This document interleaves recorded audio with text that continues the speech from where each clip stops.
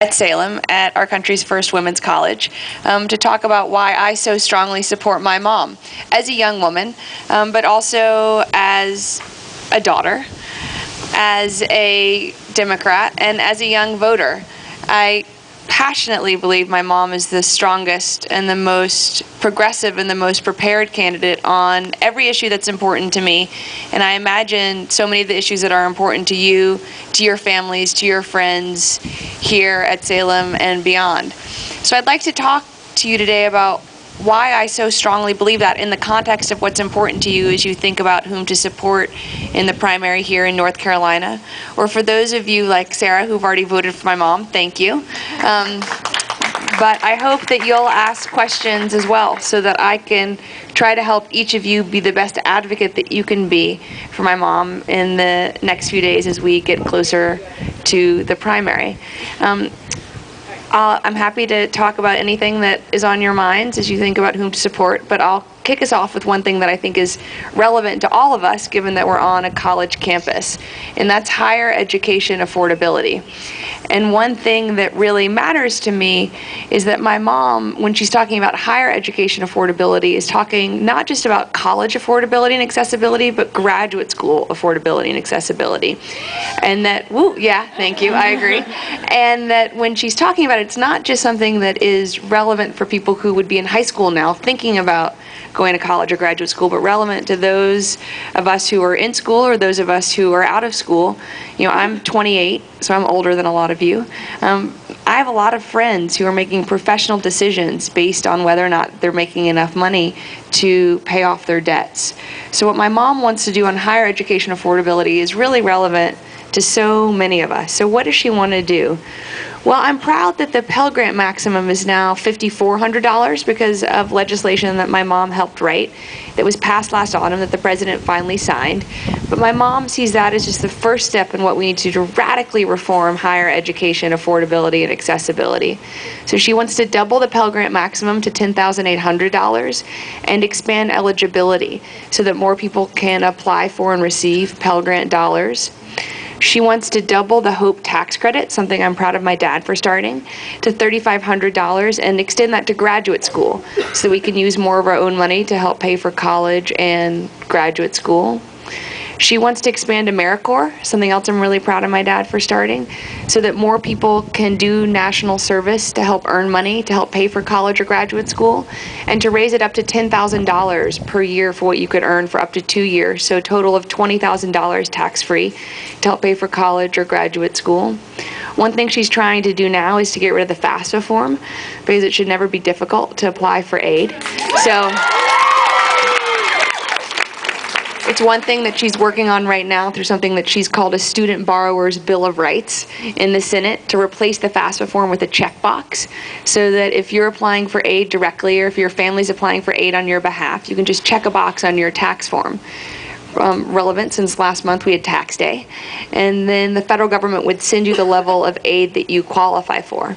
It's important to get that right now because of what my mom wants to do that I think is the most comprehensive part of what she's proposing, which is to have the federal government get back into the business of direct student lending for both college and graduate school. And this is something that's really personal to my mom because when she went to law school, she borrowed money at 2% from the federal government. And I know people often look puzzled, but she did. She borrowed money at 2% from the federal government, and then, as importantly, she was able to pay back her loan as a percentage of her disposable income when she got out of law school. So she never had to pay back more than 15% of her disposable monthly income when she got out of law school and paying back her debt. That was really important because that enabled her to not only fulfill her dream of going to law school, but also to fulfill her dream of going to work for the Children's Defense Fund on behalf of abused and neglected kids when she got out of law school, work she never could have done if she'd had to worry just about earning enough money to pay back her student loan. So what my mom wants to do is to say to people who already have debt or people who are in school acquiring debt, as well as people who would borrow money directly from the federal government in the future, that you'll all be able to pay back your loans through the same type of income contingency programs that she took advantage of, so that no one would ever have to pay back more than 15% of their disposable income and paying back their loans from college or graduate school.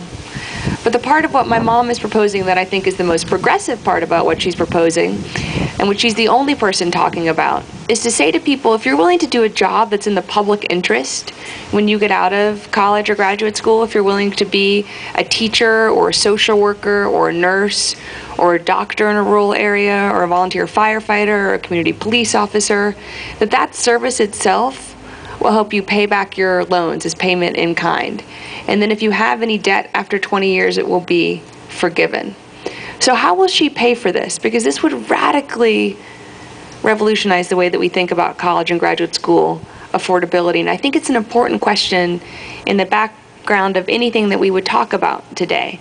This president inherited a $5.6 trillion projected surplus and is expected to leave with a $9.3 trillion projected debt. So it really matters to me that my mom is the only candidate who tells me as a voter, dollar for dollar, how she'll pay for everything. That tells me that she's not only committed to getting us back to fiscal responsibility, but that she's also really thought through the details of how to deliver on what she's proposing. So how will she pay for what she wants to do in higher education affordability? Well, President Bush has proposed repealing the estate tax altogether. And my mom would preserve the repeal for families with assets of $7 million or less. And that's important because that's most of our family farmers here in North Carolina, but also across the country. But she would reinstitute it on families with assets of more than $7 million. That's 0.3% of Americans, but that'll bring back $8 billion into our federal budget that's not there every year. And that would enable her to do everything she wants to do on higher education affordability, and it would enable her over time to start a National Public Service Academy so that we were making the same level of commitment nationally to public service that historically we've had to military service. So that's something that I find compelling. I hope that's something that you find interesting. And I'd be happy to take your questions. And if you're not comfortable asking a question, I'm also happy to just take issues that I've been hearing are on a lot of people's minds. Or if questions occur to you after we leave here today, I hope that you'll still reach out for answers. I hope you'll go to HillaryClinton.com. I hope that you'll go online to look at clips of the debates. There now have been 21 debates among the Democrats and just a few fewer than that among the Republicans. So you can hear directly from the candidates themselves talking about the issues that are important to you. But if you have questions, I'd be happy to answer them.